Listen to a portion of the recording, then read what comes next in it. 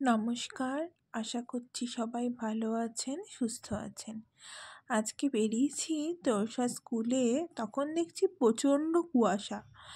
এখন বেশি ভোর নয়, সকাল 6:30 বাজছে, কিন্তু আজকে দেখছি মারাত্মক কুয়াশা। আমরা প্রতিদিনই যাই, কিন্তু এত কুয়াশা থাকে না।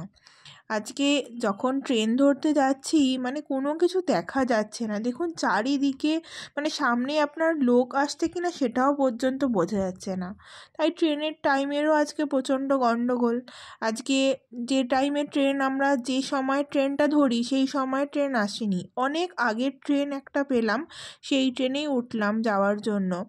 আমাদের বাড়ি থেকে 2টো স্টপেজ পর, মানে 2টো স্টেশন পর ওর স্কুলটা। তো আমরা ট্রেনে যাই, তারপরে ট্রেন থেকে নেমে আবার টোটো করতে হয়, টোটো করে তারপরে ওর স্কুলে পৌঁছাই। তো আজকে যখন যাচ্ছি এত ঠান্ডা আর এত কুয়াশা, ও ছোট তো, আমার প্রচণ্ড ভয় লাগছে যে এই ঠান্ডার মধ্যে ও স্কুলে নিয়ে যাচ্ছি, ঠান্ডা না লেগে যায়, সামনেই ইয়ারলি এক্সাম আছে। কিন্তু কিছু করার নেই, যেহেতু ওদের এই সময় জানুয়ারি মাসে ওদের একটা অ্যানুয়াল প্রোগ্রাম হয়, তো সেই প্রোগ্রামেরই রিহার্সাল চলছে, তাই জন্য স্কুলে যেতেই হবে। দেখুন আবার এই জায়গাটা যতটা কুয়াশা আছে, এরপর থেকে আবার আস্তে আস্তে কুয়াশাটা কাটতে শুরু করেছে। আমরা যেই সোদপুর পেরোলাম, আগরপাড়া স্টেশন আসার আগে দেখছি বেশ ভালোই পরিষ্কার আকাশ, পরিষ্কারই মোটামুটি, রোদ উঠবে করছে এরকম আকাশটা, কিন্তু আমাদের আগে পর্যন্ত এত পরিষ্কার ছিল না। এই যে দেখুন, এই জায়গাগুলো খুব পরিষ্কার, এখানে কোনো কুয়াশার কোনো কিছু দেখাই যাচ্ছে না। বেশ ভালোই, এরকম থাকলেও ঠিক আছে, বাচ্চা নিয়ে যাওয়া তো, সেহেতু যদি এরকম পরিষ্কার আকাশ থাকে তাহলে ঠিক আছে। কিন্তু ওরকম এত কুয়াশা, মানে সামনে কিছু দেখাই যাচ্ছিল না, ভয়ও লাগছিল। রাস্তায় সেরকম লোকজনও দেখতে পাচ্ছিলাম না। যাই হোক, এই যে আমরা আগরপাড়া স্টেশনে ঢুকে গেছি, এবারে নামবো।